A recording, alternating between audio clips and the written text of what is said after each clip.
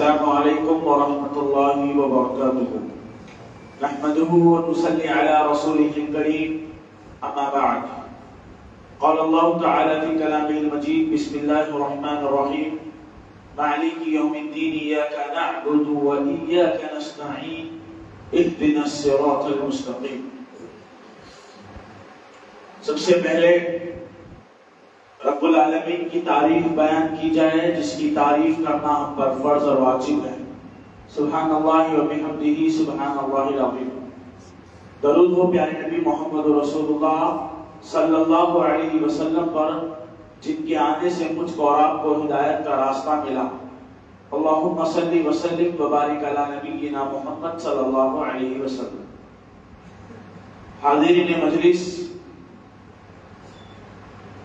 2 دن پہلے بعد نماز فجر سورہ فاتحہ کے حوالے سے بہت ساری باتیں آپ کے سامنے رکھی گئی.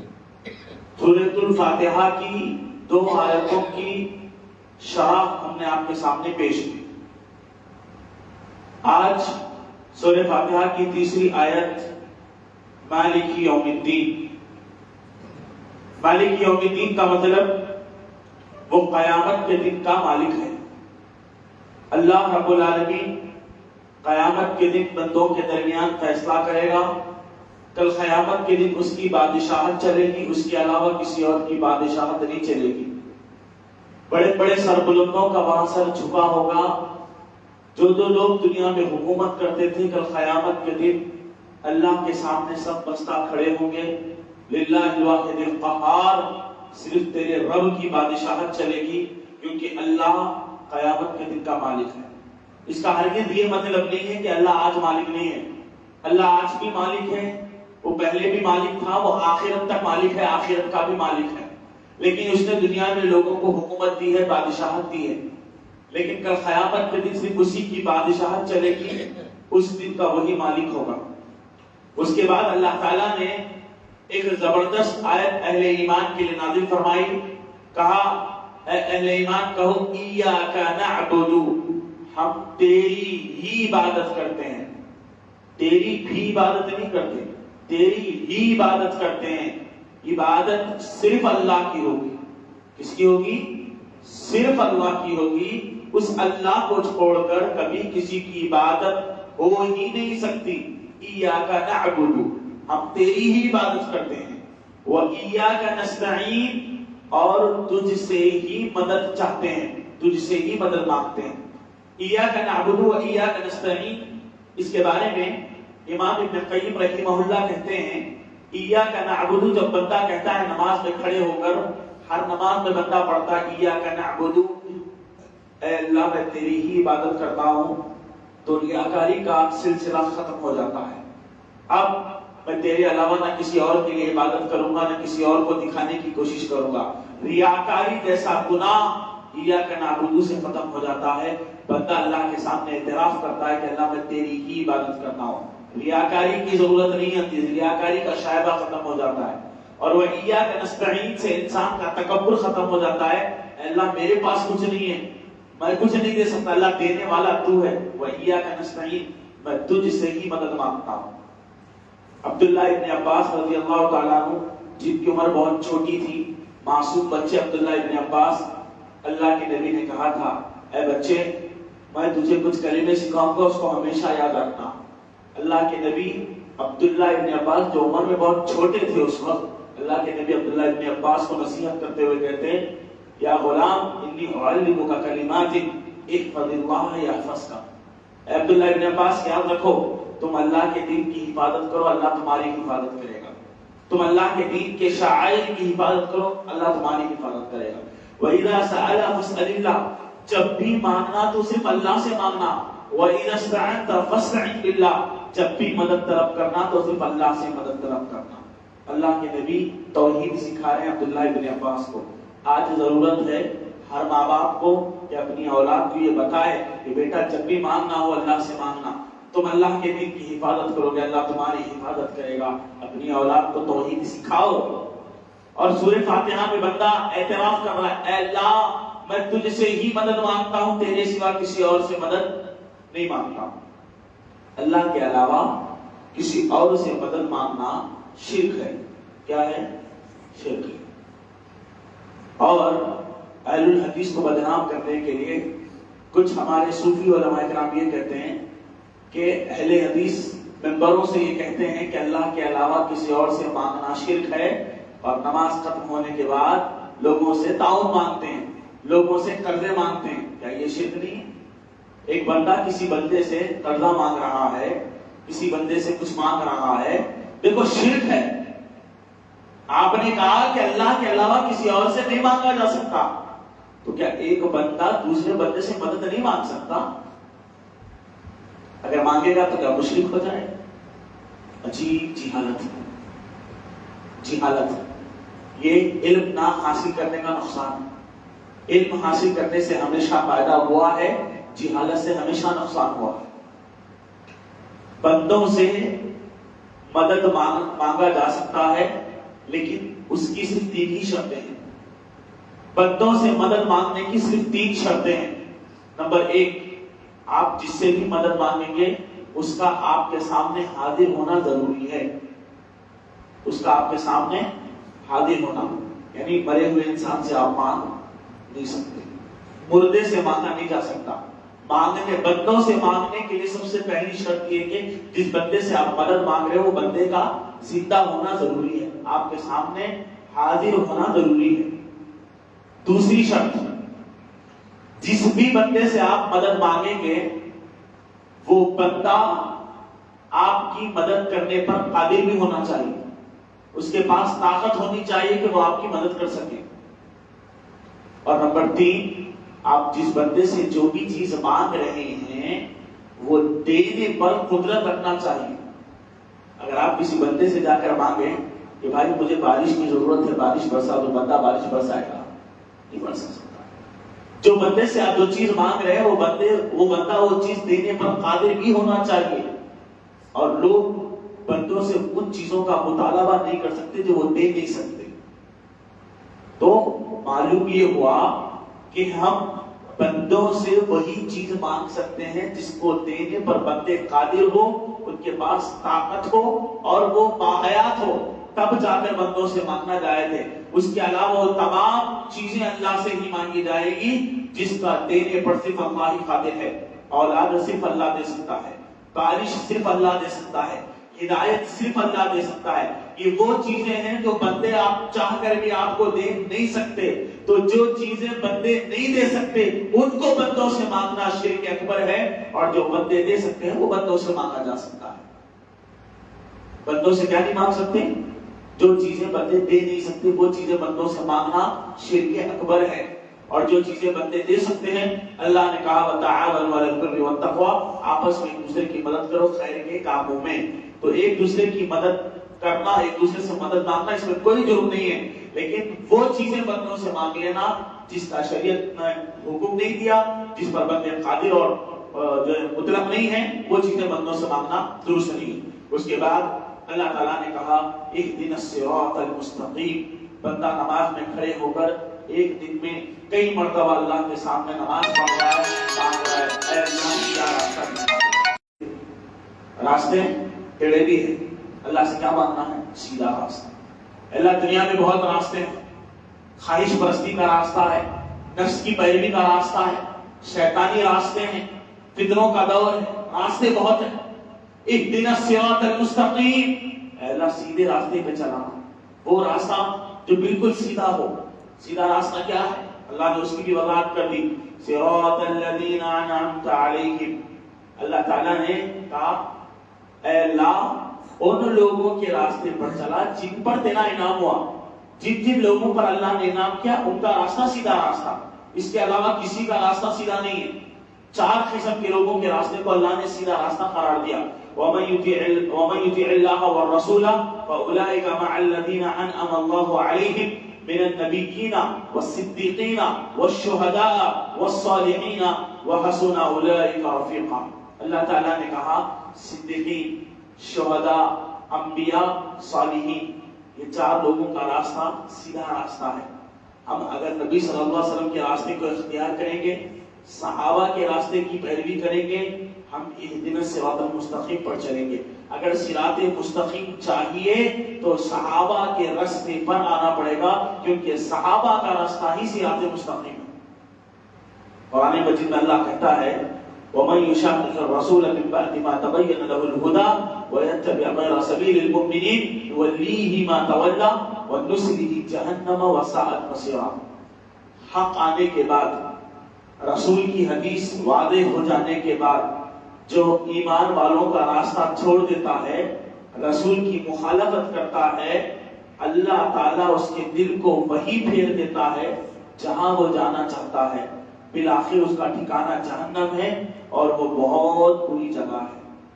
صراط مستقیم صحابہ کا راستہ ہے. ہم صحابہ کی طرح ایمان لائیں گے، صحابہ کے راستے کی پیروی کریں گے، منہج سلف اختیار کریں گے، اللہ صراط مستقیم پر رکھے گا. لیکن جس دن ہم نے صحابہ کے منہج کو چھوڑ دیا، نبی صلی اللہ علیہ وسلم کے طریقے کو چھوڑ دیا، ہم صراط مستقیم سے گمراہ ہو جائیں گے. صراط مستقیم اللہ سے مانگ رہے ہیں تو مجھ کو اور آپ کو صراط مستقیم مانگنے کے بعد اپنے دل میں صحابہ کی محبت اور ان جیسا ایمان پیدا کرنے کا جذبہ آنا چاہیے.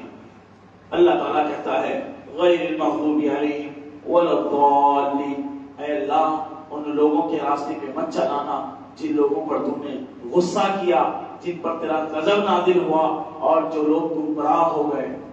آمین. اللہ نے کیا کہا؟ بندہ مانگ رہا ہے اے اللہ سیدھے راستے پہ چلانا، انبیاء صدیقین شہداء صالحین کے راستے پہ چلانا، ان لوگوں کے راستے پہ نہ چلانا جن پر تم نے غصہ نازل کیا، غضبناک ہوا تم اور جو گمراہ ہو گئے. اس آیت کریمہ کی تفسیر میں تمام مفسرین نے لکھا ہے غیر المغضوب علیہم ولا الضالین سے مراد الیہود والنصارى، اہل کتاب ہے، یہود و نصارہ. یہودیوں پر اللہ غضبناک ہوا اور یہودی اور نصرانی گمراہ ہوئے. یہودیوں پر اللہ نے اپنا غصہ نازل کیا اور نصرانی گمراہ ہوئے. ان دونوں کے طریقے پر اللہ ہم کو نہ چلانا، یہ یہود و نصارہ کے راستے پہ نہ چلانا. یہی وجہ ہے کہ اللہ کے نبی ہمیشہ اہل کتاب کی مخالفت کرتے تھے. کیوں؟ ان کا راستہ سب سے برا راستہ ہے. یہود و نصارہ کا راستہ بہت برا راستہ ہے. اللہ ان پر غصہ ہوا، اللہ نے ان کو گمراہ کر دیا. غیر المغضوب علیہم ولا الضالین. آمین. بندہ ہر نماز میں دعا کرنا اللہ ان کے راستے پہ مت چلانا. مگر افسوس آج ہر نوجوان ہم میں کا ان کے کلچر کو پسند کرتا ہے، ان کی تہذیب کو اپنانے کی کوشش کرتا ہے، ان کی تعریفیں کرتا ہے، ان کی باتیں کرتا ہے. یہود و نصارہ کی اللہ کے نبی نے مخالفت کرنے کا حکم دیا گیا ہے. اللہ کے نبی اتنی مخالفت کرتے تھے یہود و نصارہ کی، حتیٰ کہ عبادتوں میں ان کی مخالفت کا حکم دیا گیا. اللہ کے نبی جب ہجرت کر کے مدینہ آئے، معلوم یہ ہوا کہ مدینہ کی یہودی فرعون سے حضرت موسیٰ کو نجات ملنے کی خوشی میں یہودی روزہ رکھتے تھے. اللہ کے نبی علیہ السلام کو جب معلوم ہوا کہ حضرت موسیٰ کو فرعون سے نجات ملنے کی خوشی میں یہودی روزہ رکھتے ہیں، تو نبی نے کہا کہ موسیٰ میرے بھائی ہیں، ان یہودیوں سے زیادہ حق میرا ہے کہ میں اپنے بھائی کو نجات ملنے کی خوشی میں روزہ رکھوں. اللہ کے نبی نے کہا میں بھی روزہ رکھوں گا، لیکن چونکہ یہودی بھی روزہ رکھتے ہیں میں ان کی مخالفت کروں گا. یہ ایک دن روزہ رکھتے ہیں، میں 2 دن روزہ رکھوں گا. مخالفت، ہمیشہ ان کی خلاف ورزی. کیوں؟ کیونکہ کائنات کے سب سے بدترین لوگ ہیں وہ یہود و نصارہ. یہودیوں نے اتنے بڑے بڑے جرم کیے آپ تصور نہیں کر سکتے. یہودیوں کے 3 بڑے جرم. سب سے پہلا جرم یہودیوں کا، یہ اسلام کے مسلمانوں کے کب سے دشمن ہیں؟ ازل سے دشمن ہے، ابد تک دشمن رہیں گے. خطرناک دشمن ہے مسلمانوں کے لیے، جنہوں نے انبیاء کا قتل کیا تھا. ان کا سب سے پہلا جرم یہ ہے کہ انہوں نے اللہ کی طرف بیٹوں کی نسبت کی. اللہ اکبر. انہوں نے کہا کہ اللہ بیٹا رکھتا ہے. یہودیوں نے عزیر کو اللہ کا بیٹا بنا لیا، نصرانیوں نے عیسیٰ کو اللہ کا بیٹا بنا لیا. انہوں نے اللہ کی طرف بیٹوں کی نسبت دی. اور حدیث میں اللہ کے نبی کہتے ہیں اللہ بیٹا رکھتا ہے، یہ بات کہنا اللہ کو گالی دینا ہے. یہ بات کہنا اللہ کو گالی دینا ہے. انہوں نے اللہ کو گالی دی. یہ یہودیوں کا پہلا جرم. دوسرا بڑا جرم یہودیوں کا، انہوں نے کہا ان اللہ فقیر، بے شک اللہ فقیر ہے، اللہ مانگتا ہے. انہوں نے اللہ کو فقیر کہا جبکہ وہ کائنات کا بے تاج بادشاہ ہے، غنی ہے وہ. لیکن انہوں نے اللہ کی طرف نسبت کرتے ہوئے اللہ کو جو ہے اللہ کی گستاخی کی، اللہ کو فقیر کہا۔ یہودیوں نے تیسرا بڑا جرم کیا، انہوں نے کہا ید اللہ مغلولہ، اللہ کا ہاتھ تنگ ہے، اللہ بخیل ہے، اللہ دیتا نہیں ہے۔ یہ تین بڑے بڑے جرم کیے۔ اللہ کے نبی علیہ الصلوۃ والسلام نے ان کو بدوا دی، اور یقیناً یہود و نصارہ بدوا کے قائل ہے۔ ہر نماز میں بندہ اللہ سے پناہ مانگتا ہے، اللہ ان کے راستے پہ نہ چلانا، غیر المغضوب علیہم ولا الضالین، اللہ ان لوگوں کے راستے پہ نہیں چلانا جن پر تو غضبناک ہوا، جو گمراہ ہوئے۔ اب سوال یہ ہے کہ یہودیوں پر اللہ غضبناک کیوں ہوا؟ کیوں یہودیوں پر اللہ نے غصہ نازل کیا؟ جواب یہ ہے کہ یہودیوں کے پاس علم تھا، اللہ نے بہت اچھا علم ان کو فراہم کیا تھا۔ علماء، انبیاء، وارثین بہت ان کے پاس آئے، علم بہت تھا۔ جرم یہ تھا کہ انہوں نے علم پر عمل نہیں کیا۔ علم پر عمل نہ کرنے کی وجہ سے اللہ تعالیٰ ایک تو غضبناک ہوا۔